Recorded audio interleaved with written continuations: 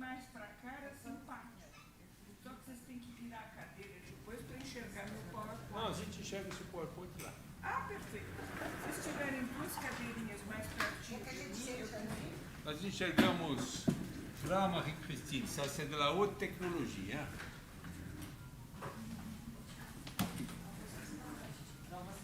Muito bom. Som.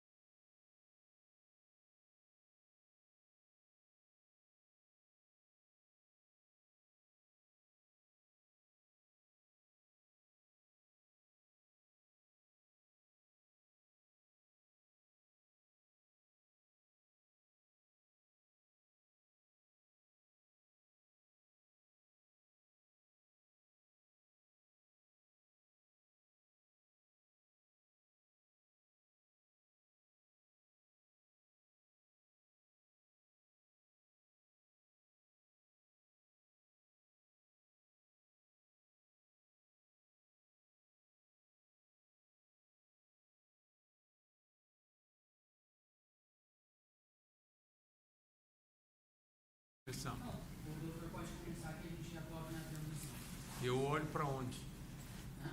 Para onde é que eu devo olhar? Hã? Não, mas eu olho para onde? Para a câmera, não? Sem contagem?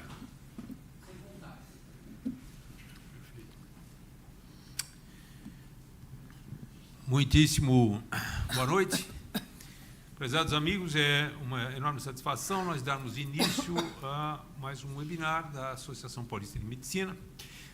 Desta feita nos reúne o tema Sinais Precoces e risco para autismo no primeiro semestre de vida. Como intervir?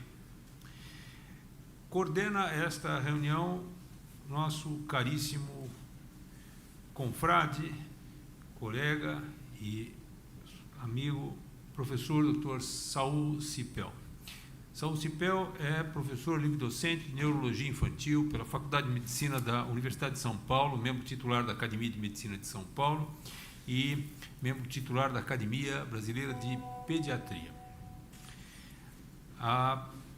palestrante que hoje abrilhanta esta noite é a doutora Marie-Christine Lasnik, doutora em psicologia, psicanalista, pesquisadora em sinais de risco de autismo nos primeiros meses de vida, formada na Universidade de São Paulo e radicada em Paris, na França. Passo a palavra ao nosso caríssimo Saul Cipel.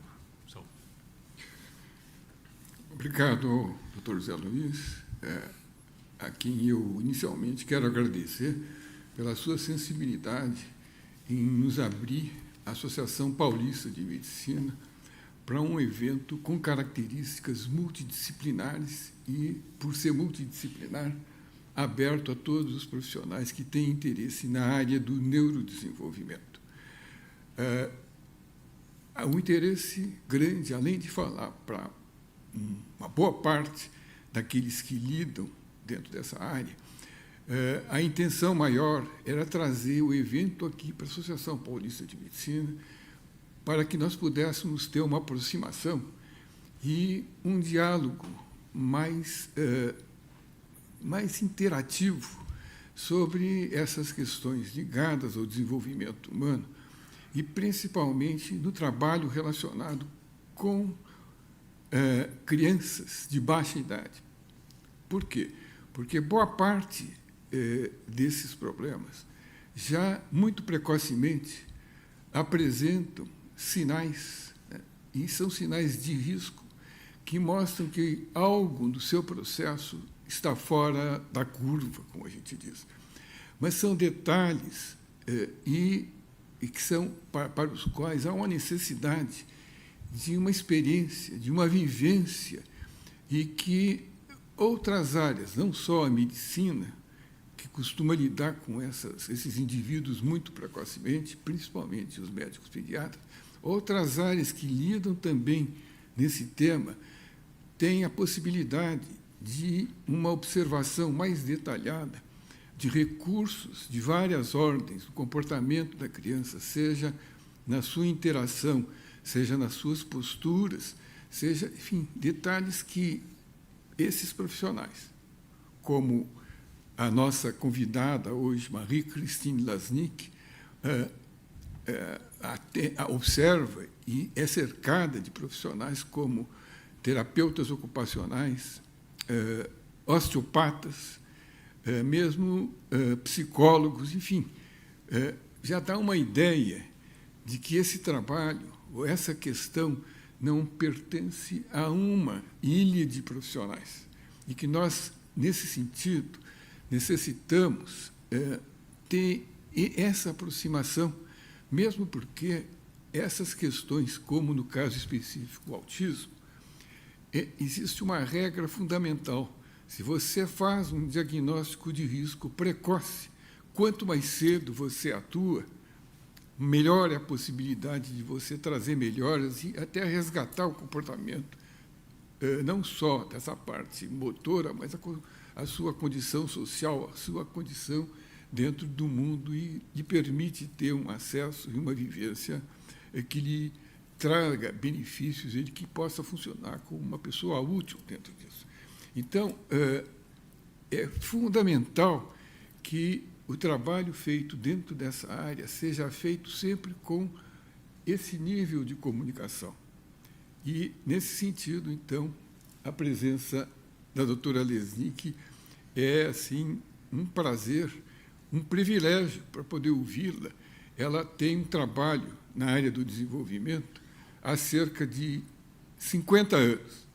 E dos seus, talvez, 20 anos mais recentes, dedicado à pesquisa e à utilização da pesquisa, né, no trabalho clínico. O que não é só pesquisa, é alguém que está ali presente e lidando com todo esse conjunto, essa pleiade de profissionais, entendendo que vamos dizer, a utilidade e a maneira como eles trabalham, de maneira complementar, é que vem trazendo todo esse benefício. E a proposta, além do tema geral de bebês de risco de neurodesenvolvimento, são a observação de sinais precoces de risco de crianças com alguma tendência para desenvolver o autismo. Então, embora seja dedicado à observação mais geral, porque essas crianças podem ter outras dificuldades nesse mesmo período, a observação com mais acuidade e com maior importância, então, é dada a questão das crianças autistas e a sua observação, da sua possibilidade, a sua observação precoce. É uma contribuição de extremo valor e que será importante essa transmissão de informações que ela venha nos dar, porque de grande utilidade, porque a tendência o que nós vimos antes, há coisas de uma década, 2 décadas, a ocorrência do autismo para 2.000 pessoas, essas cifras vieram crescendo e, atualmente, nós temos aí uma cifra de uma criança para cada criança, 44 crianças recém-nascidas ou nascidas, uma delas vai desenvolver o quadro. Então, Lasnik, será, assim, de extrema importância ouvir você e tratar de absorver da melhor maneira o seu conhecimento. Muito obrigado por ter aceito e aqui estar presente conosco. Está se ouvindo aqui? Está passando o som? Primeira coisa, que a vida é feita de maus entendidos.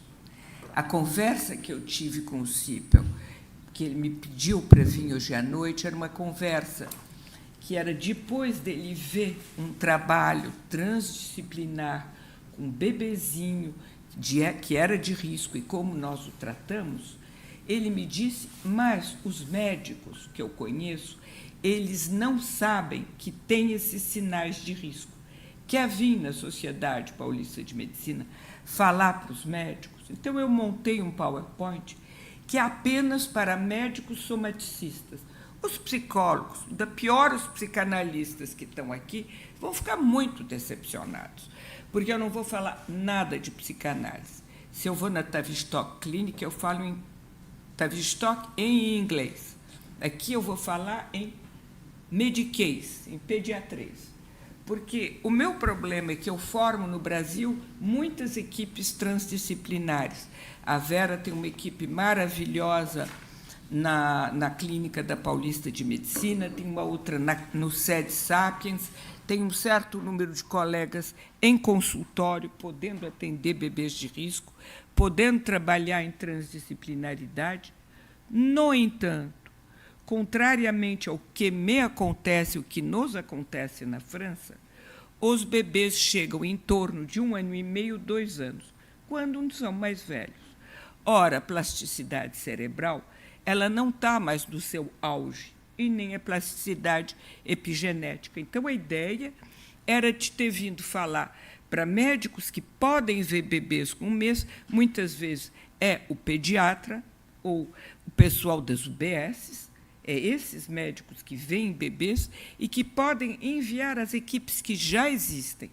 Então, na verdade, como essa apresentação vai ficar no canal de vocês, é isso, ela vai servir para psicólogos unicamente para vocês terem isso, para poderem ir ver os médicos com os quais vocês trabalham e dizer, olha, por que nós estamos pedindo a vocês para nos endereçarem os bebês nos primeiros meses? Que respaldo científico nós temos para nos permitir isso? Certo? Porque, por enquanto, em Paris chegam com 2 meses, aqui com 2 anos. Então, não adianta eu formar as equipes para atender com 2 meses, se só chegam com 2 anos. Então, por que está aqui? A primeira coisa, já que é isso que está aqui, a primeira coisa é que, qual é o embasamento que começou? Nos anos 90, eu era considerada um pouco uma sonhadora, porque eu trabalhava com autismo há muitos anos e via a diferença de atender uma criança de 2 com uma de 5. Já havia uma diferença. Então, eu me dizia, mas se a gente atendesse bebê, teríamos uma maior plasticidade? Hoje em dia, vocês vão ver se o meu PowerPoint deu certo, que isso todo mundo está pipocando pesquisa científica com fator de impacto sobre isso. É a grande coisa no mundo. Mas, nos anos 90, eu era meio uma sonhadora. No entanto, conseguimos fazer uma pesquisa com 600 médicos pediatras, com 14.500 bebês, e eu vou mostrar para vocês um filmezinho que foi feito pela Cité des Sciences, porque quiseram, não pedi, não, sobre essa pesquisa que foi publicada em dezembro de 2017. Então, ela é muito citada, por exemplo, por enquanto ela não foi reduplicada. Sinais de risco, então, eram baseadas em hipóteses psicanalíticas, que era a hipótese de um fracasso do circuito pulsional, mas era traduzido, claro, em termos de comportamentos observáveis para os médicos poderem fazer.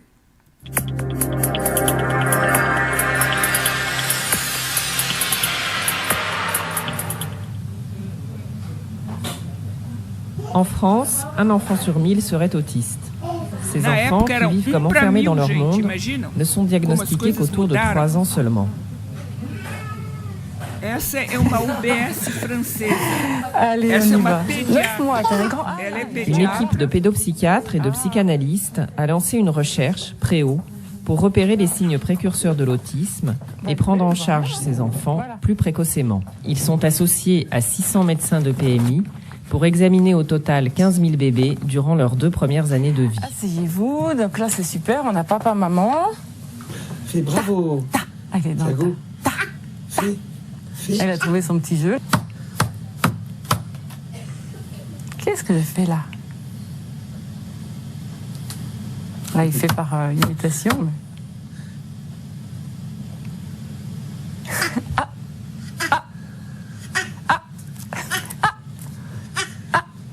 Il faut essayer de mettre en évidence s'il arrive, ce bébé, à solliciter, à susciter l'échange.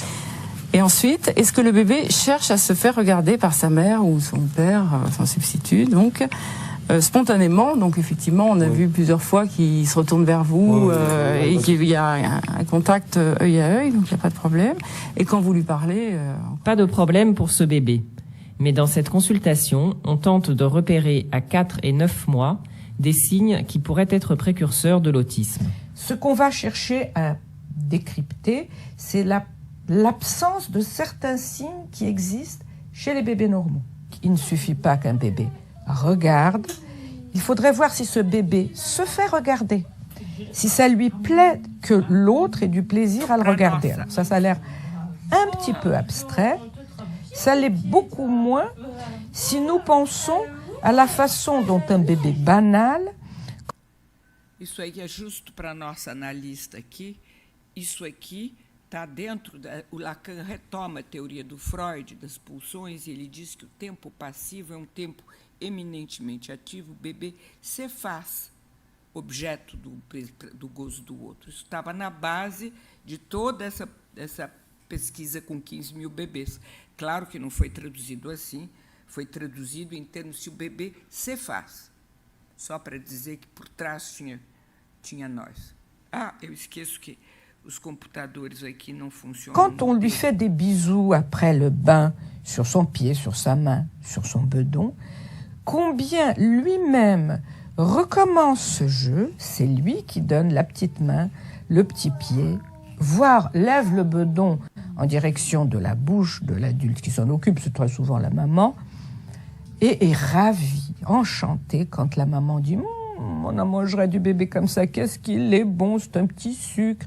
Et le bébé non seulement est actif, il va se faire boulotter, mais en plus il est absolument aux anges parce que ça plaît à sa maman. Tout bébé banal fait ça.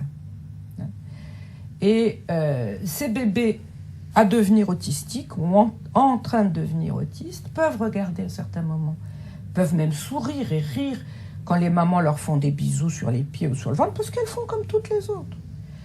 Sauf qu'il ne leur viendrait vraiment pas dans la tête de s'intéresser au plaisir que eux pourraient procurer à leur maman en se faisant bisouiller.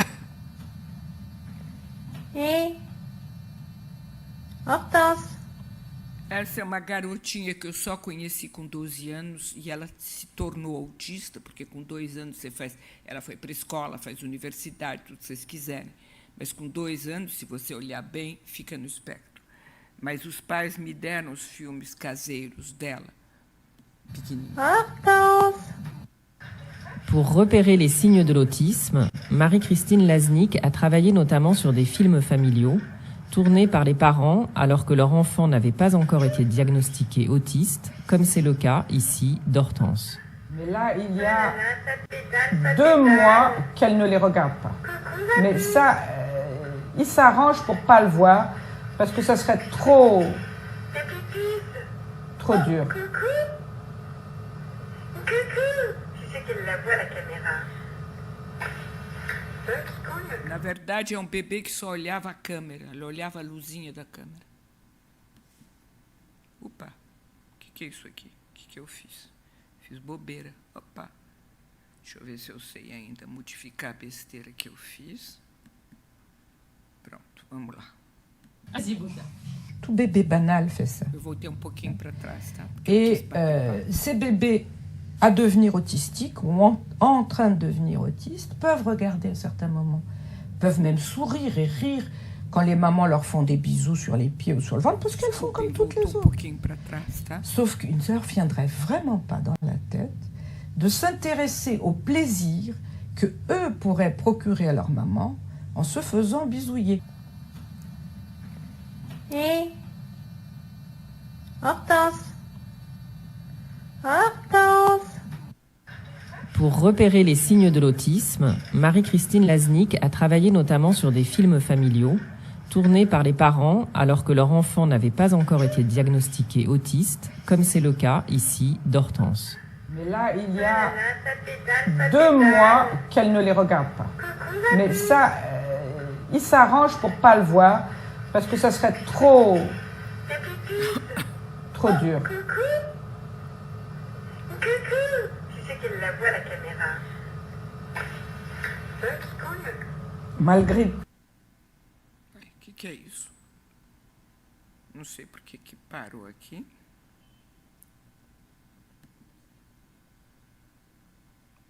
Toute leur attention, leurs soins, c'est un bébé qui est plus intéressé par la caméra que par ses parents.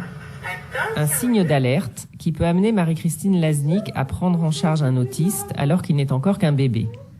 Dans ce film, on voit comment elle a soigné Radel, dont la mère se plaignait de ne pas réussir à capter le regard. Pendant tout ce temps, il y a maintenant presque 6 mois, pendant tout ce temps, il est en train de ne pas utiliser les parties du cerveau qui servent à traiter la voix humaine, le visage humain, des parties spécifiques. Et quand on n'utilise pas un organe, on laisse l'organe par hypoperfusion, c'est-à-dire que il n'y a jamais de la stimulation qui est envoyée dans cette zone-là. Je me dis qu'il faut absolument faire quelque chose et je décide de faire ce que j'appelle une réanimation. Comme je suis devant lui avec sa petite girafe dans la bouche, je me mets à rêver en voix haute que cette petite girafe, elle est faite de chocolat, de caramel, vous voyez? Et ça marche parce qu'effectivement, il est tout à fait capté par ma voix. Il ne me lâche pas des yeux et ça dure à peu près 10 minutes. C'est sans doute l'intonation et le rythme très particulier de la voix du thérapeute qui a permis d'établir ici un premier contact. Il faudra ensuite un très long travail pour que Radel soit durablement installé dans la communication. Il est très rare que les enfants à risque autistique soient pris en charge si tôt. Et pourtant, tous les professionnels de santé estiment que c'est dans des soins très précoces que résident les meilleurs espoirs d'amélioration. Car durant la première année de vie, la plasticité cérébrale des enfants est à son maximum. Nous savons aujourd'hui qu'il y a certainement des facteurs de sensibilité génétique chez les bébés à devenir autistiques.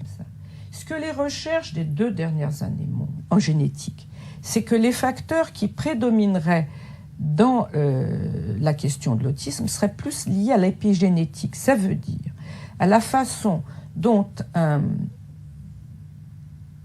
génome, c'est-à-dire ce que nous recevons de nos parents, va pouvoir se traduire phénotypiquement, c'est-à-dire comment ça va se traduire pour chacun. Or, cette traduction, qui s'appelle l'épigénétique, elle ne dépend pas que du gène, elle a des liens avec le système neuronique, elle a des liens avec l'organisme, les comportements et même le milieu ambiant.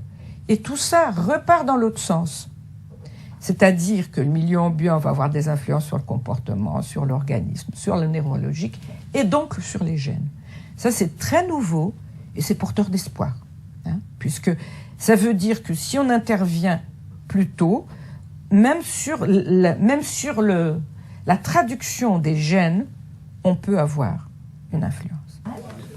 À ce jour, 9... Bom, então, essa publicação vou mostrar para vocês. Eu disse que ela saiu publicada no PLOS ONE em dezembro de 2017, né? Ué, por que ele quer mexer? Eu não pedi nada para ele. Pronto, aqui. O que é importante saber é que nós estamos agora em muitas pesquisas, não só nós, mas no mundo inteiro, as pesquisas se fazem na base de trabalhar com o que a gente chama bebês de risco. Os bebês de risco são já os irmãos e irmãs, porque a probabilidade, quando já um irmão e irmã do bebê seguinte se apresentar autismo é de 20%, o que, para nós, psicanalistas, não quer dizer que não possamos trabalhar, porque se a gente intervém muito cedo, esse bebê não vai para lá. Então, o que a gente costuma dizer para esses pais que já têm uma criança autista e que têm confiança em nós, esse aí, nem que ele quiser, ele não vai, porque a nossa equipe transdisciplinar não vai deixar. Não é para dizer, vocês sabem, a sua criança é de risco, né? Vocês estão a par. Ele já tem esse risco de 20%, ainda mais se for menino, é 25%. Não, a gente funciona ao contrário. Porque os pais, principalmente os pais de uma certa classe social, olham na internet e sabem. Olha, esse aí não vai, porque nós vamos desviar a trajetória. Ele vai, nem que ele quiser. Nem que ele quiser. Bom, aqui. Nós sabemos também que a prematuridade, eu vou pular isso, é um grande fator de risco. Maior a prematuridade, mais o fator de risco é grande. Não é tão grande quanto ter irmãozinho autista, mas é. Aqui é uma coisa muito interessante, porque é uma questão, eu tive essa discussão com o CIPEL sábado, no fim da tarde. Será que a controvérsia, se a gente vê bebês mais cedo, enquanto o quadro autístico não está instalado, será que a gente pode trabalhar e tratar preventivamente? Então, será que a gente pode modificar uma trajetória de desenvolvimento em bebês de risco? Será que a gente pode prevenir o autismo? A gente aprendeu que o autismo tem origem orgânica. Os fatores genéticos não têm problema, estão bem estabelecidos. Se tem gêmeos monozigóticos, é 50% a 70% de risco. Dizigóticos é 20%, não tem o que discutir, tem certamente fatores genéticos. Então, a gente vê anomalias visíveis na ressonância magnética com 2 anos. Olha lá, vai olhar o sulco temporal superior, com 4 está publicado pela Zilbo Vícios, que é uma pesquisadora brasileira radicada em Paris, com 4 é gritante. A questão é de saber, é adquirido ou é inato? Bom, então, aqui muita gente pensa isso. Autismo é uma condição, nasceu autista, vai ficar autista a vida inteira. E o CIPEL me disse, mas esse bebê que virou devia ser depressivo, porque senão não virava. Ele virou diante da câmera, na cara do... Porque levam 7, 8 semanas para virar quando tem um mesinho. 2 já leva um pouco mais. Então, vai subindo o tempo. Não, ele na DOS Toddler, que é o instrumento Golden Standard para avaliar se a criancinha está no espectro, com 2 anos e meio, a criancinha tinha elementos no espectro. Clinicamente não se via nada, mas se via. Então, nós sabemos modificar isso. Os cognitivistas e esses psicanalistas de orientação psicodinâmica que trabalham em transdisciplinaridade, nós sabemos que podemos, mas tem psicanalista e organicista que não acredita. Então, o debate é importante, né? Então, os comportamentalistas, mas também tem gente que ama a psicodinâmica e pensa a mesma coisa, não é, Monsieur Cipel? Eu cuidei desse bebê, eu pensei que era autista. Ele evoluiu muito bem, então eu me tinha enganado, ele não era de risco. Então, isso é muito importante, porque hoje em dia a gente tem como saber se eles são ou não são de risco antes.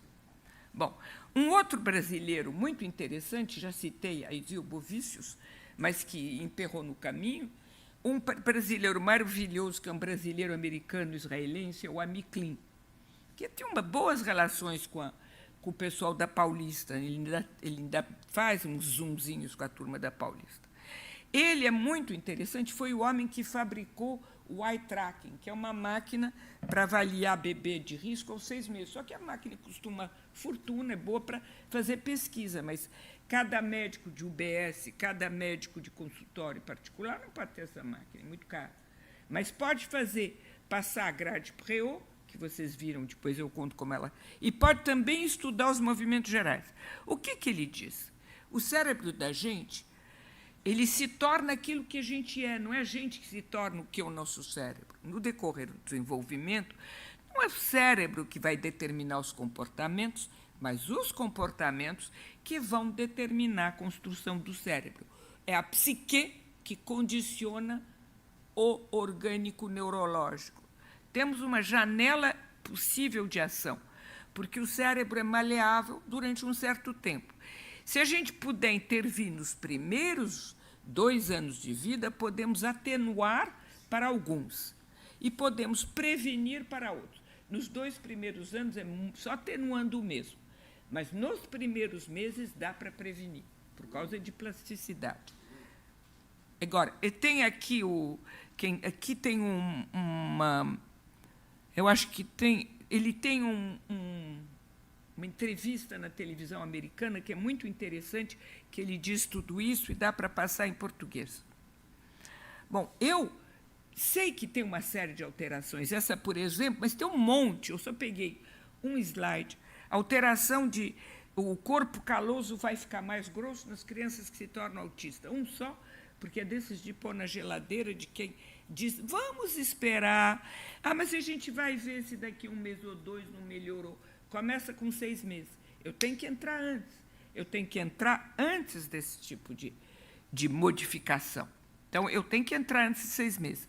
Daí a nossa pesquisa, que a gente levou, então, com um monte de gente, aqui vai aparecer meu nome no meio, porque eu apenas inventei os sinais e fiz a grade. E tem muita gente que trabalhou para que 14.500 bebês fossem vistos. Então, aqui tem esse Equibo, Bicolette, Dandra, Anne-Marie, elas dirigiam os sindicatos dos médicos das UBS, mas elas eram pediatras.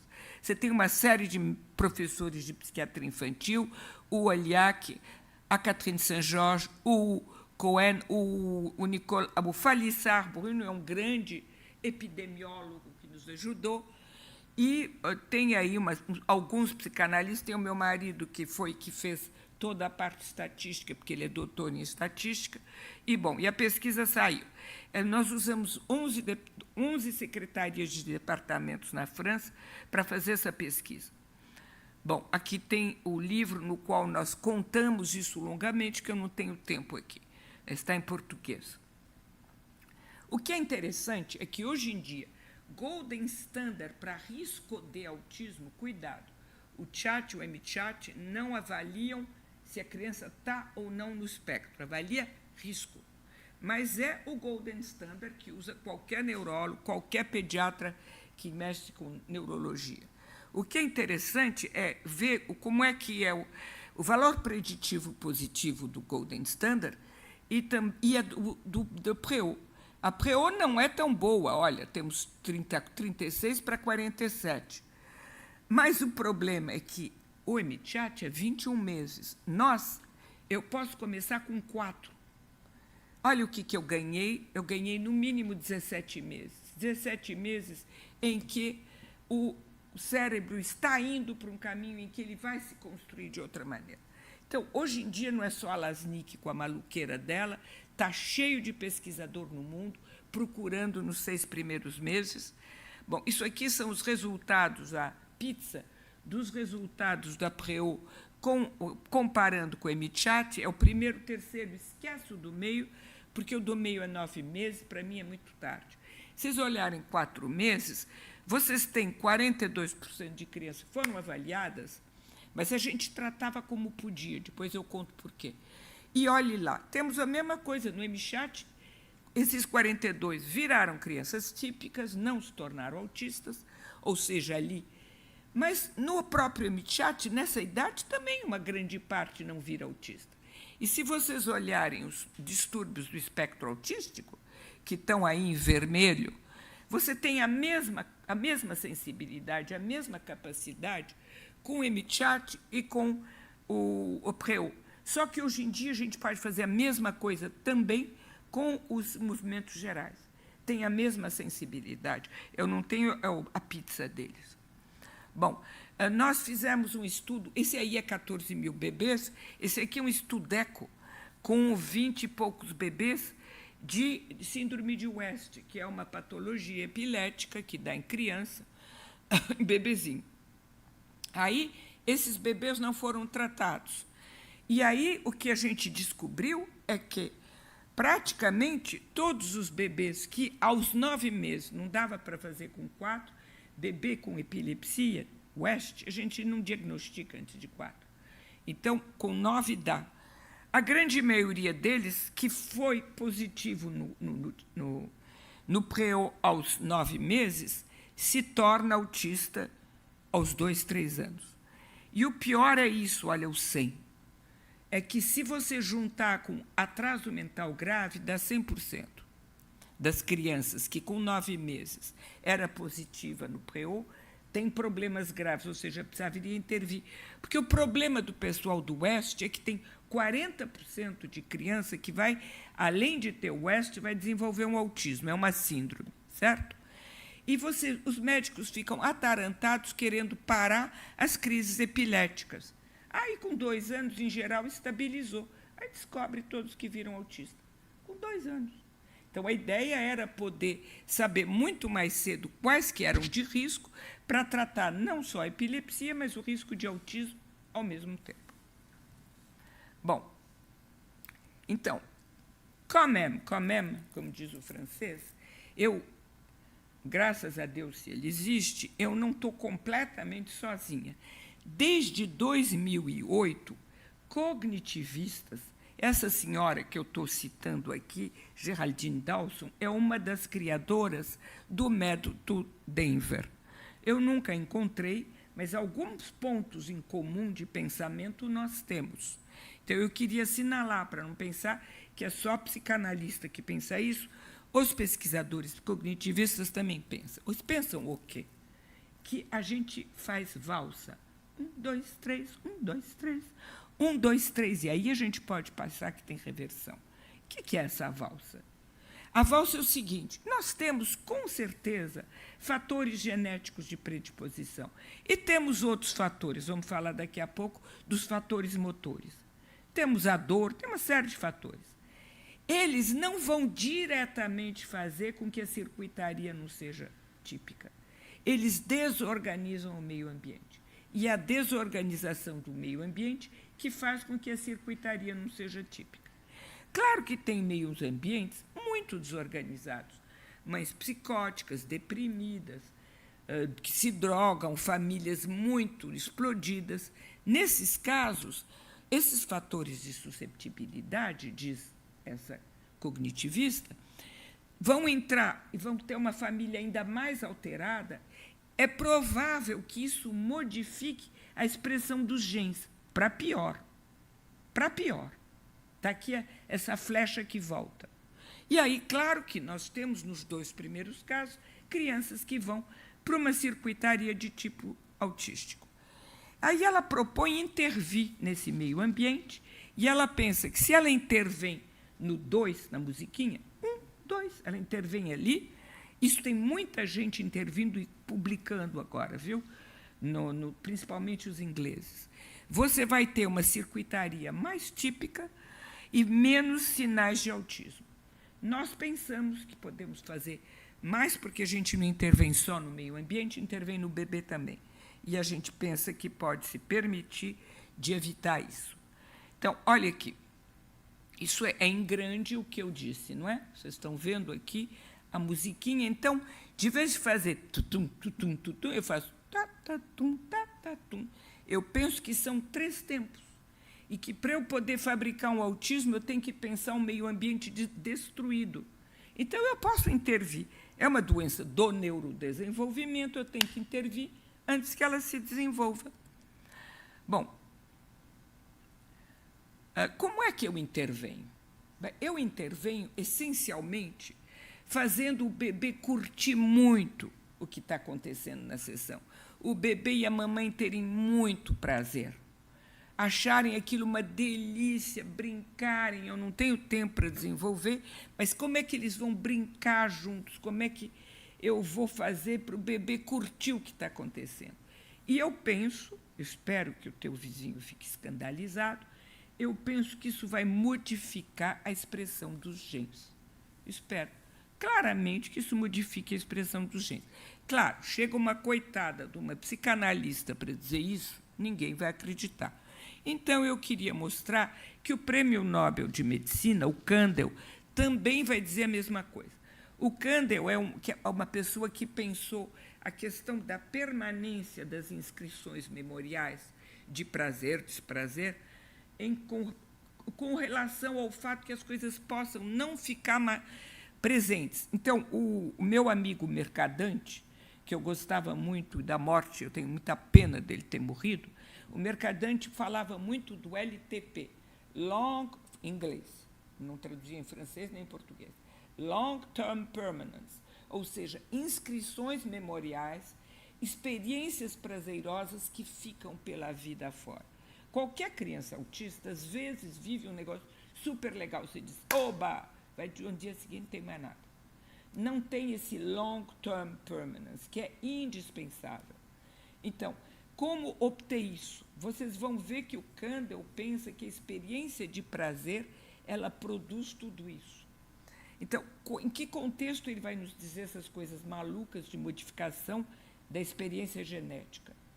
Ele soltou um livro importante sobre memória, em que ele conta como é que ele sobreviveu nos Estados Unidos, quando ele foi separado dos pais, tinha 6, 7 anos, não sabia se um dia ele reveria os pais, se estavam vivos ou mortos.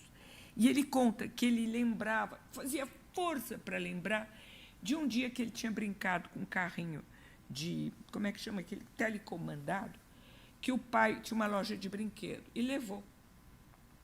E ele ficava lembrando do carrinho azul, que ele brincando com o papai, como tinha sido um grande prazer. E a rememoração desse grande prazer permitiu ele se manter. Então, ele conta o que acontece com o grande prazer. Tá aqui. I cannot describe to you in detail how a complex memory like my playing with my toy car is stored in my brain, but I give you a simple example. We will speak about the hippocampus, a structure deep in my brain and in your brain, which is critical for storing complex information about people, places, and objects. So we're speaking about an object, a car, a place, my apartment. A signal comes into the hippocampus from the blue car, from the part of the brain that deals with vision, with perception, and it ends on cells in the hippocampus that end on other cells in the hippocampus, right? I'm enjoying this event a great deal. This is very meaningful to me.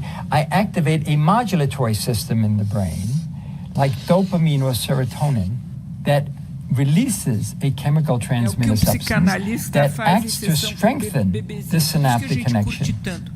So now instead of having one terminal, I have 3 terminals. So now this impression is strongly present in my mind. When I think about it the next day, a week later, a month later, a year later, this is now permanently imprinted in my brain because of the fact that it was so emotionally rich for me, so important that I've stored it permanently in my brain. I've altered genes in nerve cells. I've altered gene expression here. They've given rise to growth of new synaptic connections. And those synaptic connections, under appropriate circumstances, can persist throughout my lifetime. Tá vendo? Essa é o tal do LPT. Ele disse, eu modifiquei a expressão dos genes. Então, eu não sou maluca sozinha. Tenho companhia de um prêmio Nobel. Bom, Outra coisa muito importante que ninguém sabia antes e que os médicos precisam saber, porque eu estou fazendo isso para os médicos, é que nós sabemos hoje, porque já tem até meta-análise, gente. Saiu uma meta-análise em 2014, que é muito frequente, é absurdamente frequente, a presença concomitante de risco de autismo e dor de refluxo gastroesofágico. Esses bebês que sentem essa dor, não é o refluxo banal que toda criança tem, eles sentem essa dor de maneira invasiva. Eles vão usar essa dor quase como uma maneira toxicomaníaca. Eles se apegam à dor como um outro se apegaria ao contraste luminoso para escapar do meio ambiente. Então, é preciso que o nosso colega médico, que vai nos encaminhar o bebezinho de risco, ele também nos ajude a tratar esse risco de gastroesofágico, essa dor, desculpe, gastroesofágica, porque isso facilita muito o trabalho da equipe transdisciplinar. Bom, então, quando eu falei de equipes transdisciplinares, nós, então, intervimos não só com o médico que vai nos ajudar do ponto de vista gastroesofágico, mas nós trabalhamos com o osteopata, que diminui muito as tensões. Esses bebês têm grandes tensões no corpo. E trabalhamos também com os sensório-motricistas, que eles vão intervir no que eu ainda não falei, que são os distúrbios motores, que sempre aparecem nos bebês que vão se tornar autistas. Eu só aprendi isso depois de 2020. Quem trabalhou comigo antes não sabe. Bom, então, vocês viram esse negócio azul, esse quadradinho azul? São as intervenções de todas essas equipes. E nós pensamos, então, que essa flecha azul é a daí do fato que, com tudo isso, provavelmente nós modificamos. Aí não tem publicação. Todo o resto tem publicação.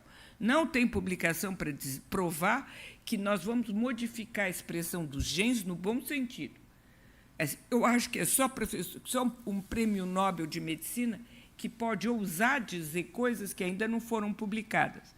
O meu amigo, professor Arnold Munique, que é o grande patrão da genética pediátrica na Europa e na França, ele diz, oba, o Kandel está falando coisa que não está publicada. Isso é o próprio de prêmio Nobel de Medicina, tem direito de ir um pouco na frente. Senão, a gente não sai pesquisa nova, né? Mas todo o resto está publicado. Então, nós temos uma terapia trifocal e vai trabalhar com o problema motor, o problema da dor e o problema da relação, porque esses bebês acabam com a relação com os pais deles em pouquíssimo tempo. Você viu a mãe muito deprimida do bebê de 1 mês e pouco, que nunca tinha olhado para ela, ele só dormia. Bom, agora vamos entrar na grande novidade. A grande novidade, eu levei, quantos anos? De 2008 a 2020, para entrar bem na minha cabeça. 10 anos, pelo menos, para poder aceitar o quê? Que se o autismo é uma patologia da interação intersubjetiva, tem causa motora. Para psicanalista, é humilhante, você está de acordo? Parece que escapa completamente do nosso mundo. Tem causa motora. Mas vocês vão ver que isso é muito verdade. E não impede que a gente trabalhe em transdisciplinaridade. Então, aqui tem um slide. Vocês acham que não traduzem slide, fica slide mesmo, né? Em francês é diapositive. Um slide que mostra que a primeira pesquisa não está na ordem. Foi essa do Fagavá e do Muratori. Esse Muratori é um grande amigo nosso. Ele dirigiu toda a vida dele como professor de neuropsiquiatria em Pisa, que é uma faculdade de medicina que faz pesquisa. Ela foi criada pelo Napoleão para fazer pesquisa. Então, ele estudou, desde os anos 90, os filmes caseiros. E o amigo dele, que é o... Ué, por que não está o nome do teu amigo aí, o Pessia, não, que fez a pesquisa com o Muratori Endspieler, o que trabalha lá na... Hã? Não, devia ter o Presto, está faltando muita gente aqui. O cara lá de Pisa que você foi visitar. Porque eles... Hã? Não, querida, você foi falar com o outro. Pouco importa, tem mais gente aqui, porque lá em Pisa tinha uma equipe que trabalhava com sinal de risco e uma com bebê muito prematuro. Tione. Está faltando o Tione aqui. Você foi ver o Tione. Pronto, você nem lembra mais, mas você foi ver o Tione. Então, na época, eu e ela não tínhamos muita... Ela tinha uma clínica que salvava, em São Paulo, os bebês mais comprometidos do ponto de vista orgânico, neurológico, e eu era psicanalista, nada a ver, né? Não adianta ser amigo de infância, não tinha figurinha para trocar. Ela foi lá em Pisa, encontrou esse Tione, era equipe e trabalhava com os maiores especialistas do mundo sobre análise de movimento geral de bebê grande e prematuro. Por quê? Grandes prematuros podem ter paralisia, falciparalisia. É bom saber logo, antes. Então, o Prestel, que foi um amigo da peça e tal, ele desenvolveu, desde os anos 90, protocolos de avaliação para grandes prematuros, quem ia ter problema neurológico grave, certo? Então, isso não tinha nada a ver com o nosso mundo, né?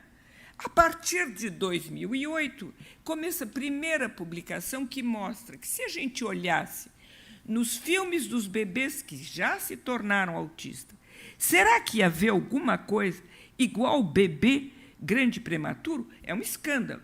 Tem bebê nascido com 3,2 kg lá, vai ter o mesmo problema que um bebê de 1 quilo, que nasceu com 25, 28 semanas, o outro nasceu com 40, era impensável. Mas não é que tinha? Não era bem a mesma coisa. Mas os movimentos gerais dos bebês que se tornaram autistas não era como os do bebê típico. Isso eu vou mostrar para vocês. Então, isso foi uma primeira bomba, mas era uma publicação zeca. Aí, em 2015, saem mais 2, tá certo? Está tudo aí. Agora, acabou de sair uma, que essa me interessa muito, porque aí explodiu. É uma revista ligada à Nature.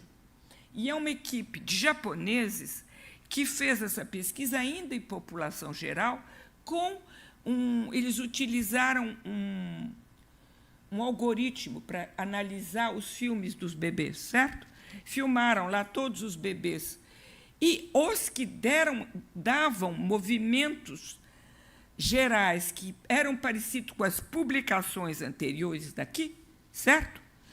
Eles olharam o que acontecia com 18 meses, 2 anos. Não é que os mesmos que tinham problema com 4 meses eram os mesmos que iam dar problema com 2 anos? Os mesmos. Agora, vocês veem, a publicação é de novembro 22. É ontem, né? Tanto que acaba de ser uma publicação que eu pus no meu PowerPoint, mas não foi um bom PowerPoint, que saiu uma publicação em julho de 23, que retoma tudo que eu estou dizendo para vocês, com fator de impacto. Só não tem essa, porque essa foi muito tarde, não deu tempo, a revista fechou antes deles porem essa publicação. Então, por que isso é muito importante, essa publicação? Porque, então, nós temos cada vez mais evidência de que, aos 4 meses, entre a grade Préau, que analisa a interação, e essa que analisa dificuldade motora, não há razão para os nossos colegas médicos pediatras estarem esperando mais tempo para mandar esses bebês. Claro que bebê que vai super bem, a mamãe diz que é um amor, está olhando todo mundo, não é o problema. São bebês que já a mãe diz, olha, eu não consigo olhar, não consigo. Esse bebê não olha para mim? Esses aí é que são interessantes para nós, não é? Então,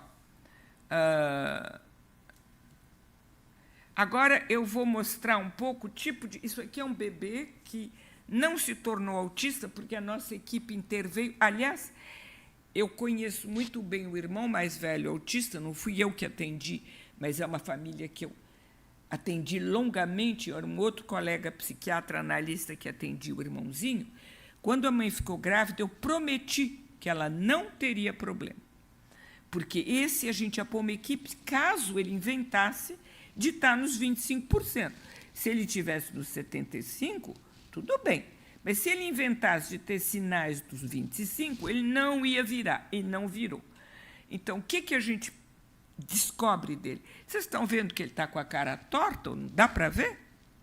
Ele levou 2 dias e tanto para sair. Ainda na França, os bebês nascem por via baixa, não é cesárea em todo o mundo.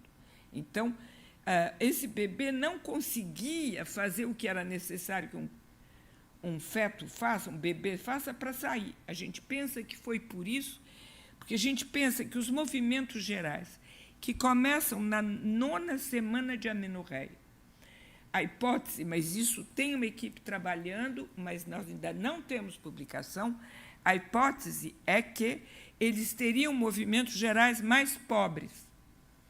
Então, muitas vezes tem muito mais complicação em perinatalidade. Aí tem muita publicação sobre correlação entre autismo e complicação em perinatalidade. Bom, o que é interessante também é o fator de irritabilidade. As mães se queixam, com razão, que esses bebês não suportam a dor. Daí a gente tem que tomar muito cuidado, inclusive com o refluxo gastroesofágico, porque eles se desorganizam brutalmente. Esse menino levou 2 vacinas. Era 2018, eu acreditei durante um mês, fui falar com o Instituto Pasteur, gente, porque eu achei que a nova vacina era horrivelmente dolorosa. Vocês vão ver. Si c'était vraiment c'était des cris très très forts comme si le brûlait. Comme si c'était brûlé. C'était et avec les mains comme ça. Pendant le vaccin. Non, après le vaccin, c'était comme ça, et les mains comme ça. Et il était tout rouge, il avait des larmes partout, et les mains comme ça, et crispé, on n'arrivait pas à le calmer. Il ne voulait pas téter, il ne voulait pas la tétine, il ne voulait rien, il était comme ça, fixé comme ça, il criait. Et il a crié jusqu'à qu'il s'endormit. Então, o que é interessante é que uma das minhas netas nasceu alguns meses depois, levou a mesma vacina, chorou 2 minutos, a mamãe pôs no peito, fim. Claro que eu sei que tem gente que vai dizer essa mãe não sabe acalmar o bebê. Só que a minha osteopata que vocês estão vendo à esquerda é uma pessoa maravilhosa, super sensível. O dia ele teve uma dupla frenectomia, daqui e embaixo da língua. E, claro, que ele urrou o dia inteiro. A minha neta teve a mesma, não urrou. Só que, será que vinha da mãe a incapacidade de conter o sofrimento desse bebê? Então, foi muito interessante que 2 meses e meio depois da frenectomia, essa osteopata encosta, por acaso, ali no lábiozinho dele. Ele urrou 1 hora, ela não tinha o cliente seguinte, ela tentou durante 1 hora acalmá-lo. Ela é uma pessoa muito bacana, uma capacidade de cope, de nada, não houve Cristo. Era esse bebê, esses bebês têm muita dificuldade quando eles se desorganizam e se reorganizarem. Agora, eu queria mostrar os movimentos gerais para vocês, já que a gente falou. Aqui está um bebê típico com movimentos gerais. Aqui é um bebê de 4 meses. Vocês vão vê-lo depois. Olha, um bebê típico, a peça depois me disse, eu digo bem, olha os dedinhos como mexem, as 2 mãozinhas estavam em cima da barriga, abriram, cabecinha mexe, a perninha esquerda levantou, mas olhem bracinho, para quem não tem prática, eu acho melhor olhar primeiro o bracinho. Vocês vão ver. Os bracinhos estão em cima da barriga, não estão? Que os dedinhos abrem e fecham. Agora tem um que foi para a cama. A mãozinha direita está no ar, levantar. Abriu as 2. Olha lá, abriu. A cabecinha. Olha, o bracinho foi para trás. Vocês viram? Esses são os movimentos espontâneos de um bebê típico. Aqui voltou para o meio da barriga, viram? Cabecinha de lado. Ele está mexendo o dedinho, tentando mudar o lugar da cabecinha. A mãozinha esquerda voltou para cima da barriguinha. Certo? Agora vamos ver o Henrico. Vocês tentem ficar atentos aos braços. Vocês vão ver que o braço direito só faz o mesmo movimento de cima para baixo, ele quase não descola. Olha lá, de cima para baixo, e é brusco o movimento, não é suave, é brusco. A mão esquerda, então, olha aí, quando ele faz é sempre o mesmo, voltou, é sempre o mesmo. Vocês estão vendo que ele é repetitivo, brusco. A outra mão, coitada, nem quase mexeu. Ela vai abrir um pouco, mas quase colada a esse pano roxo, colada quase ao colchão. A cabeça nem mexeu. Vocês viram que, de novo, esse braço direito só faz a mesma coisa? Vocês viram? É muito impressionante, porque todos esses bebês, depois a Pérsia queria dizer alguma coisa, então vocês voltam, ele em nenhum momento ele vai para a linha mediana, você notou? O outro ia muito para a linha mediana, esse não vai. A Pérsia queria acrescentar alguma coisa? Então você tem que vir aqui, porque senão as pessoas do Zoom não vão te ouvir.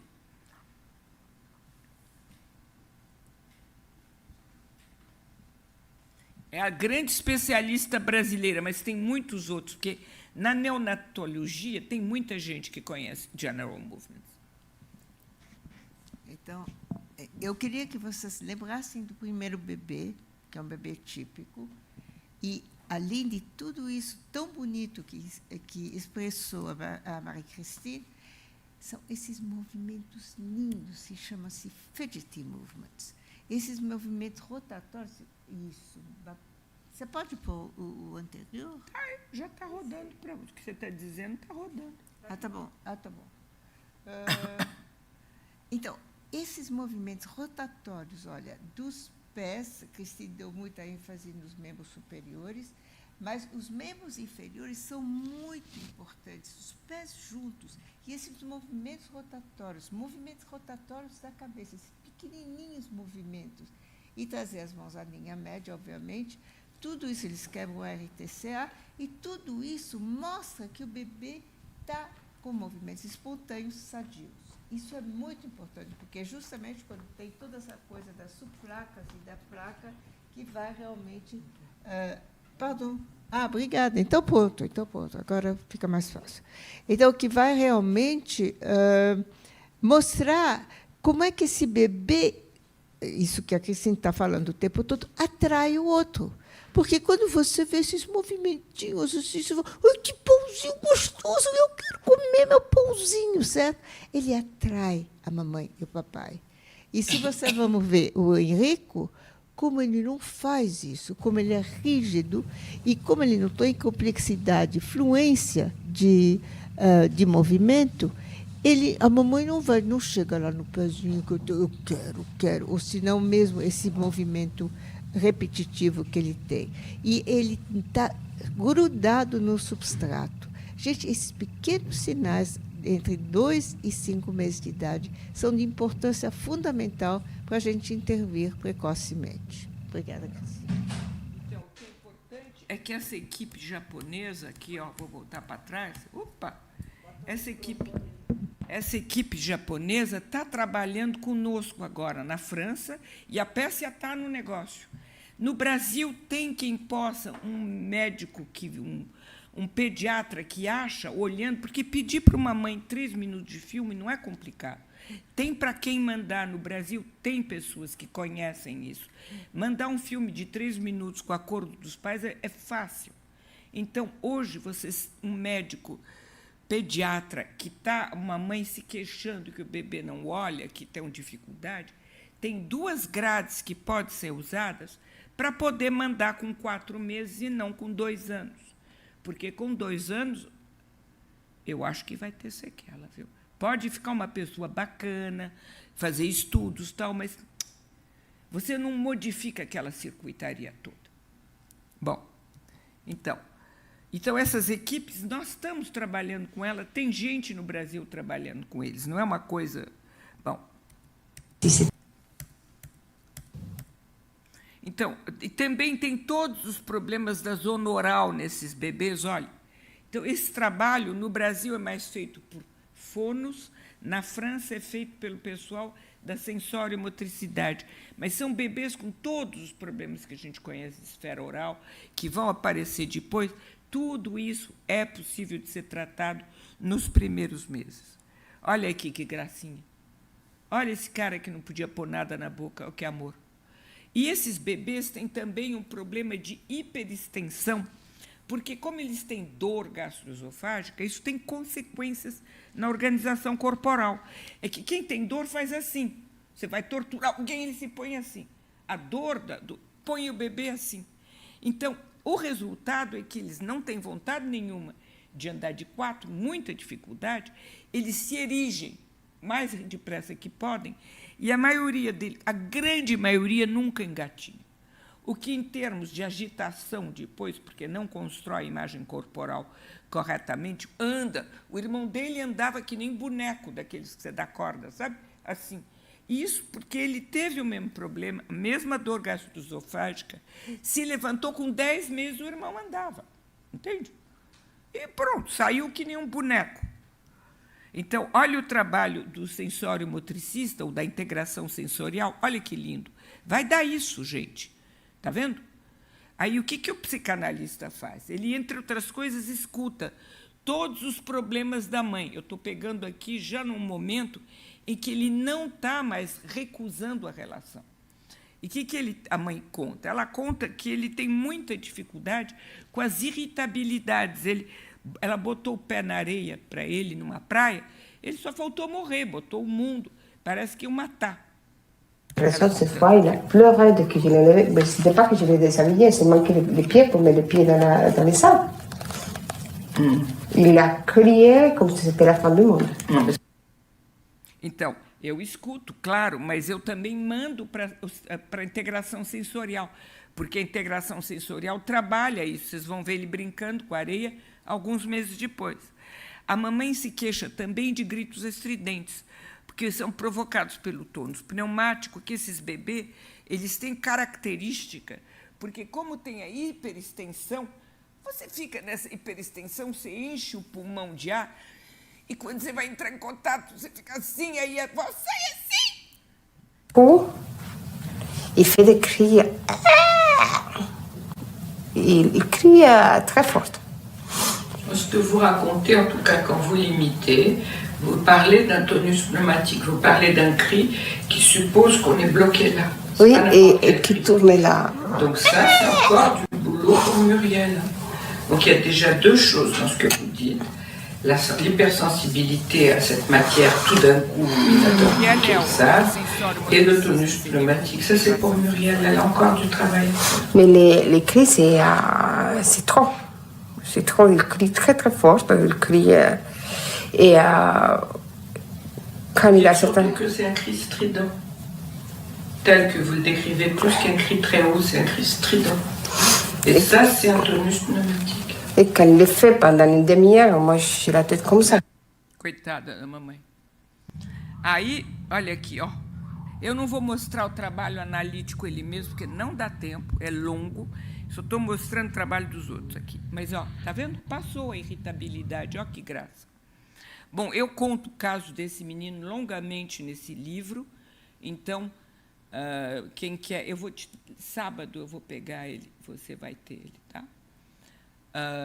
Nesse livro ele está descrito. Eu acho que dá para terminar aqui, né? Eu acho que fui meio depressa, mas elementos para discussão já dá. Então, claro, agora acabou.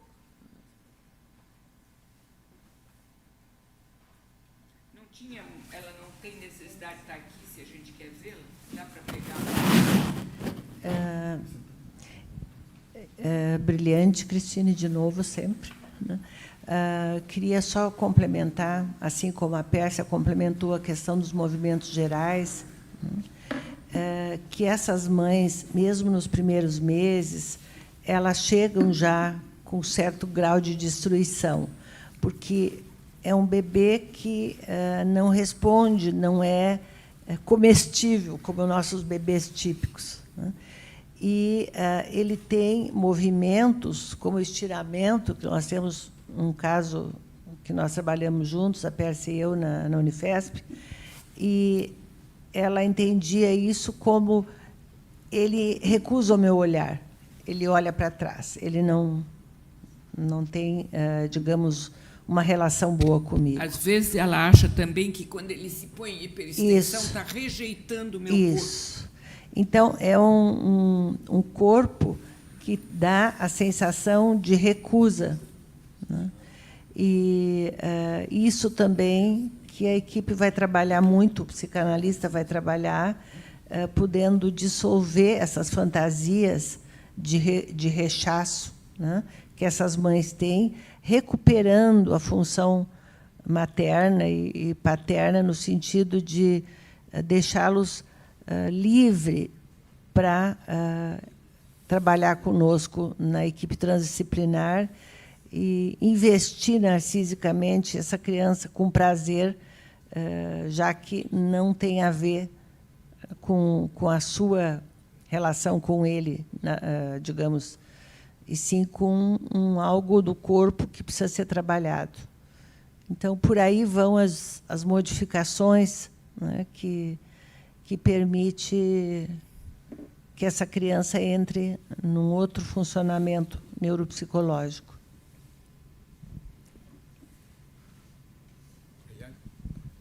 Bom,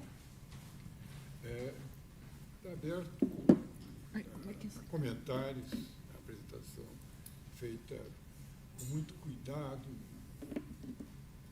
detalhes muito expressivos, mas difíceis também de observação, que a doutora Lasnik fez.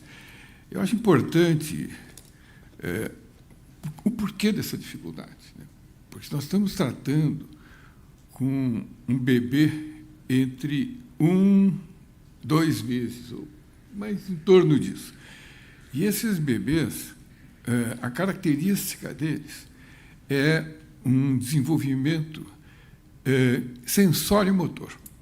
Quer dizer, o que funciona neles muito é a parte sensorial, que tem a ver, então, com visão, com audição, com tato, né? E a parte motora toda que está envolvida aí. E o que mais impacta é como é que nós vamos, de que forma nós vamos valorizar esses pequenos detalhes, principalmente numa consulta, onde boa parte das vezes, seja por conta do pediatra, seja por conta mesmo do neuropediatra, a avaliação é uma avaliação mais curta. E a tendência é que esses bebês, com essas coisas, esses sinais muito discretos, isso acaba não sendo observado. E a observação maior acaba sendo quando o bebê já está com 6, 7, 8 meses, onde funções mais anteriores, relacionadas à formação do psiquismo, é que começam a aparecer. Então, perceber que esse bebê tem uma movimentação assimétrica, né? Tem a dificuldade do olhar, às vezes, no início de vida, assim, também é difícil, mas um bebê já com 2, 3 meses já faz um contato, já acompanha. E parece ser uma finesse, e que realmente não é simples de observar. É preciso que a pessoa tenha muita experiência, se dedique, que trabalhe com bebês nessa idade para poder fazer esse tipo de diagnóstico. Um diagnóstico que vamos dizer, qualificação de que, do ponto de vista daquela expectativa que esse processo deve ter naquele período, ele consiga valorizar. É muito difícil isso. Então, a importância de que a gente fala muito em multidisciplinaridade, mas que exista no atendimento dessas crianças, nesse baixo período, uma observação de profissionais que não sejam exclusivamente os médicos, principalmente nos casos de prematuros, ou de crianças com baixo peso, ou de crianças com baixo peso e prematuridade. E irmãos e irmãs. E que, bom, então, porque a complementação e que tenham na família que tenham na família já essa história. Então, esse é o outro ponto importante de observação com muito cuidado, é levar em conta a história dessa gestação. Como é que ela foi planejada? Como é que ela se desenvolveu? Quais foram as vivências que essa mãe teve?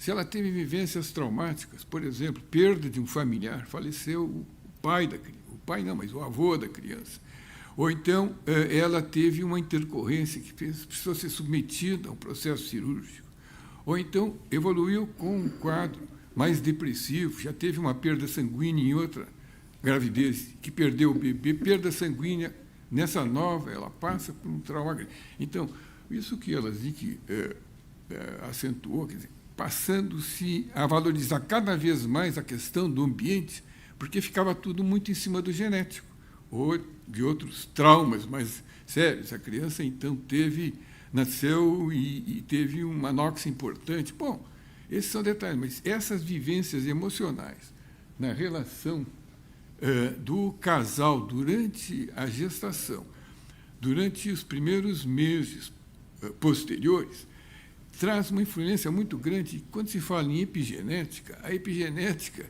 muitas vezes tem a ver com essas vivências traumáticas e que fazem com que determinadas estruturas, principalmente neuronais, não se desenvolvam adequadamente, formem um número de sinapses menores. E se houve algum episódio até que pudesse trazer algum tipo de lesão, não provocada por alguma intercorrência, mas alguma micromalformação de origem genética, como a Pessia colocou aqui, migração neuronal, quando sofre um prejuízo, principalmente quando esses neurônios saem da região periventricular, são neuroblastos, tem que chegar à região cortical, perto dessa camada 6 do córtex, existe uma chamada camada que chama subplaca, subplate. E no subplate tem, como a gente diz, uma mudança. Você para ali, é como se fosse... Você saiu de um ambiente para entrar em outro. Né? Você passa por uma seleção em muitos. Essa seleção não se faz, eles ficam em núcleos de neurônios ali paralisados, ou então vão se distribuir nas outras camadas de maneira inadequada. E você tem expressões comportamentais, que nunca são as mesmas. Se afetou mais a área motora, você vai notar alguma vamos dizer, alteração nesses sinais precoces inicialmente. Quer dizer, a criança, ao invés, tem toda essa coisa mais desordenada. Se afetou a região visual, ela pode ter uma dificuldade de fixar o olhar, né? Pode correr por conta do comprometimento da área visual, mas pode correr por alguma dificuldade mesmo no psiquismo dela. Então, por isso que, em muitos casos, nós temos que investigar do ponto de vista oftalmológico e ver o que está acontecendo. Então, é muito complexo sempre lidar com essas situações. Por quê? Porque não depende... Esses pacientes, eu vou repetir o que eu sempre digo, não são pacientes de um profissional só. Não há como lidar com isso. E eles podem depender de alguns instrumentos mais sofisticados, né, algumas máquinas, mas dependem muito de quem está vendo. Isso é fundamental. E, muitas vezes, trabalhar só o bebê. Eu pude observar alguns casos que a Lazique acompanhou. Ela, sim, ela trabalha. É difícil conversar com um bebê de 2 meses. Né? Ela tem uma técnica muito particular para isso. Talvez haja uma outra oportunidade para vocês ouvirem como isso se passa. Mas ela, ao mesmo tempo que está trabalhando o bebê, está trabalhando a mãe, e está trabalhando o pai. Em outras palavras, está trabalhando o ambiente, porque ele é tão importante quanto qualquer terapia que se faça. Se você deixar a mãe que está deprimida continuar deprimida, o pai não participar dos cuidados com o bebê, bom, nós não vamos sair. Você faz o teu trabalho, mas a coisa não vai andar do jeito como seria o ideal. Então, eu acho, valorizando muito a proposta do diagnóstico mais precoce, isso é extremamente importante. Como é que nós podemos criar, nos ambientes atuais, sejam hospitalares, sejam em clínicas de universidade, mas, pouco a pouco, até nas UBS, condições de se poder avaliar esses bebês com esse olhar, levando em conta a história, levando em conta a gestação toda, o parto, o nascimento, como se deu, e todas essas questões ambientais. E aí nós vamos pensar como dá. Desculpe, eu queria te dizer uma coisa, que Primeiro, a gente vai... O sinal vai ser o que a gente avalia um risco. Não é um diagnóstico, hein? Nós avaliamos um risco. É o risco. De que mais tarde ele possa apresentar um distúrbio do neurodesenvolvimento, e a razão pela qual a gente avalia esse risco é para ele não ir apresentar mais tarde. Não é para ver já tem um em 50 aí que aparece em espectro autístico. A nossa ideia não é de aumentar isso, hein, gente? É de avaliar o risco para poder evitar que esse bebê, mais tarde, com 2, 3 anos, esteja no espectro. Hein? Primeira coisa, porque senão parece que a gente quer diagnosticar. Não está diagnosticando nada, está avaliando o risco, certo? Porque senão a gente não vai começar a diagnosticar autismo em bebê de 3 meses, não é essa a meta.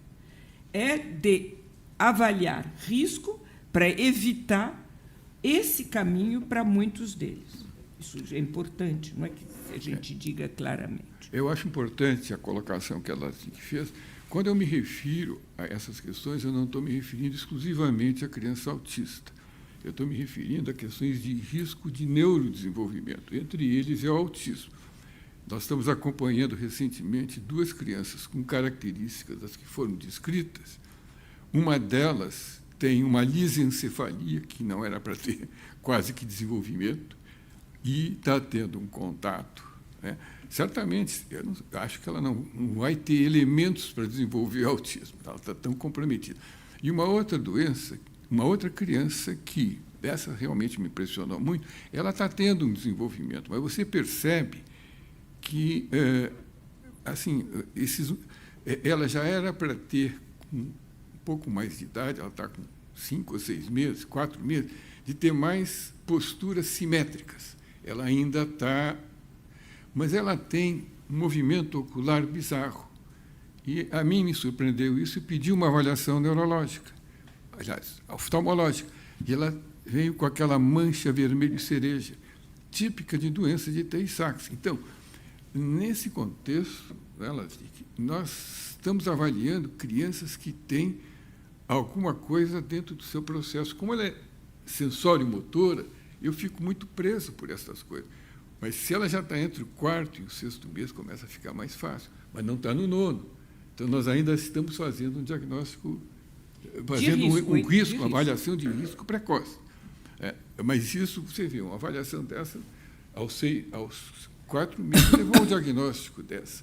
A outra, com 3 meses, levou o diagnóstico. Você viu? Foi feito uma avaliação por ressonância e isso apareceu. Então, o que eu sinto muito é que aquela história de ficar esperando, se você ficou com alguma dúvida, tem aquilo que você vai explorar dentro da tua área, e tem aquilo que a psicóloga, a osteopata ou o neurologista vai avaliar. Não posso deixar passar uma criança assim, a não ser que sejam coisas muito sutis, eu preciso esperar um pouco mais, mas eu peço, não, foi fazer uma avaliação oftalmológica e, do ponto de vista diagnóstico, ficou claro. Então, aquela observação de que, muitas vezes, o encaminhamento é tardio, mesmo nas crianças de risco para autismo, é porque falta informação chegar lá na ponta. Isso não se fala nunca no curso de graduação de medicina. Na residência médica, muito menos ainda. Entende? Você vai ouvir essas coisas mais sutis, tendo a oportunidade de ouvir o que está se fazendo. Alguém que veio como você, disponível para falar, e que está fazendo. Vera, você quer falar? Vem aqui. Aproveitar para a gente falar um pouco da experiência. Eu gostaria de enfatizar, como coordenadora de um serviço, né, que cada vez, ou sempre, nós estamos concluído que as mães têm razão na sua percepção. Então, chegam, às vezes, mães muito ansiosas e dizem, doutora, ele tem alguma coisa errada, ele, né, não me olha, ou então tem algum sinal. E tem todo um quadro de ansiedade que nós, como psicanalistas, podemos dizer assim, bom, essa mãe está inventando doenças. Né? E numa equipe transdisciplinar como a nossa, na Unifesp, a gente começa a pedir que o outro olhe também. E aí se descobre realmente que essa mãe tem razão, né? Que aquilo é muito sutil, mas tem algum momento que aquela criança apresenta alguma coisa, um sinal sensório-motor, enfim, no corpo e tudo, e que essa mãe percebeu. Mas que eu acho que dificilmente um profissional que não conhece isso vai poder escutar essa mãe, porque ela está ali, um quadro de ansiedade, ela está dando de graça para nós pensarmos que ela está inventando. E, no momento que nós temos de conhecimento, né, Lasnik, dessa situação, desses sinais de risco, urge, né, que todos se juntem para revisar tudo isso, né, esse aspecto teórico e clínico que está à nossa disposição, para poder realmente fazermos um trabalho de intervenção oportuna, né, e, pelo menos, minimizar situações que talvez se instalem, mas a gente pode minimizar muito. Olha, nos primeiros meses dá para reverter. E não é só eu que digo, até o Amiclin sonha isso. Só que ele não teve essa possibilidade de trabalhar entre os 4 meses. Eu pus aqui no PowerPoint para vocês um slide, que é uma publicação que saiu agora em julho, fim de julho. Está vendo? Está todo mundo tentando escutar o que nós vamos achar como marcadores de risco de autismo nos primeiros 6 meses. Acabou de sair agora. Tudo que eu contei para vocês, esse PowerPoint meu é velho. Está aí. Não fui eu que copiei deles, não. Só que no meu tem os japoneses, eles ainda não tinham, porque os japoneses provavelmente entregaram para a revista o projeto para sair o artigo em outubro e não tinham visto o artigo dos japoneses sobre movimentos gerais. Mas, se não, é para dizer que agora são os australianos, a gente está chegando todos no mesmo ponto, está todo mundo querendo bater nisso. Antes eu parecia a gente um pouco louquinha mesmo, né? Eu vou só pontuar uma coisa que eu acho importante. Veja, nós estamos ouvindo a fala da Lasnik, e ela há 20 anos trabalha nisso. O Amiclin também super especializado na área. Vocês, a Vera e a Pérsia, são de um grupo específico criado para lidar com essas disfunções da Universidade Federal de São Paulo, da Unifesp, né? Ou seja, nós precisamos expandir isso aí. Não pode ficar... eu acho que o trabalho que você tem feito, porque eu soube que você começou pelo Nordeste e veio descendo até o Rio Grande do Sul, provavelmente falando disso. São essas informações que precisam ser levadas aos grupos, sejam universitários, sejam de serviços na prefeitura, porque você percebe, Zé Luiz, é gente trabalhando com gente. Não é máquina. Agora precisamos trazer uma máquina que vai falir a prefeitura. Não. Mas, se eles tiverem essas informações, eles podem ir trabalhando. São não sei quantos profissionais, no serviço de vocês, quantos tem? 20. 20 voluntários. 20? 20 voluntários na Clínica da Paulista de Medicina. Então, mas você consegue formar um OBS que trabalha com recém-nascidos, eles têm que passar no médico pelo menos uma vez por mês. Qualquer tipo de consultório, primeiro ano. Então, se eles tiverem uma informação, fizerem seminários, alguma capacitação, olharem estas coisas que foram mostradas aqui, é um avanço, porque senão nós ficamos nessa situação de ficar recebendo essas crianças com 2 anos, que é a nossa média aqui, 2 anos, 2 anos e meio, com tudo que se fala aqui. O autismo está bombando aqui no Brasil, mas o problema continua. Muito bom. Bom, a nossa conversa está ótima, mas os nossos webinários terminam às 9 horas, nós estamos mais ou menos nesse momento, e eu fico imaginando que seria fantástico, dada a relevância do tema, que nós não parássemos por aqui, que nós fôssemos além. Por essas coincidências, as nossas convidadas também, a Vera e a Pécia, são da mesma universidade que eu, enfim. E ali eu conheço uma porção de pessoas também que muito voltadas a essa discussão, não é?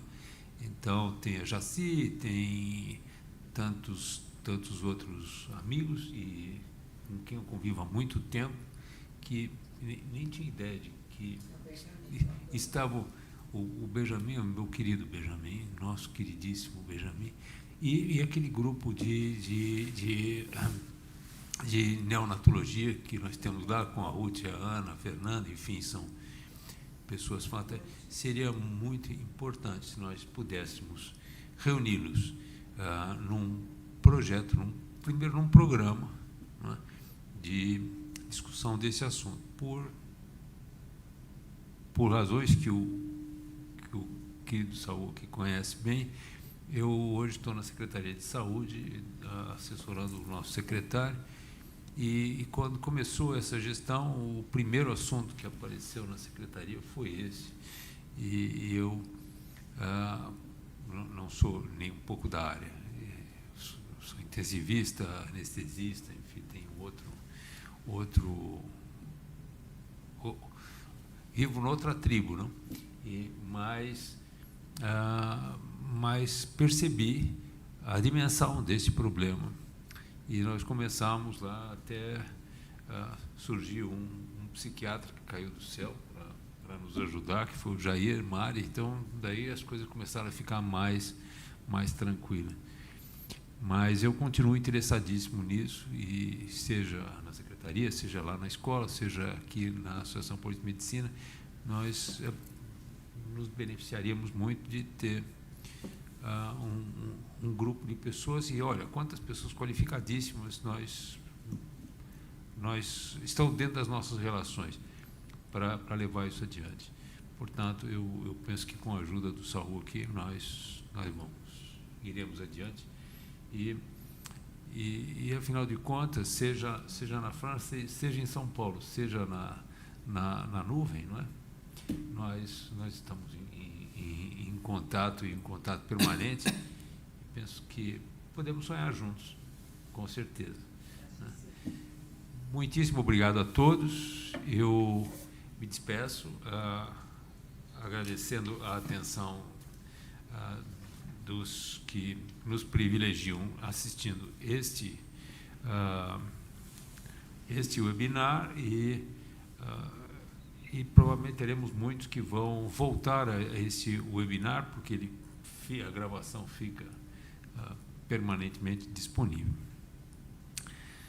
Nesse encerramento, eu já vos convido para o webinar de amanhã. Amanhã temos um webinar sobre saúde digital e a visão de médicos inovadores, com o Alexandre Taleb, Eduardo Cordioli, Maria Ângela de Souza, amanhã às 7h30, dia 23 de agosto, às 19h30, das 19h30 às 21h. Muitíssimo obrigado a todos. Até a próxima.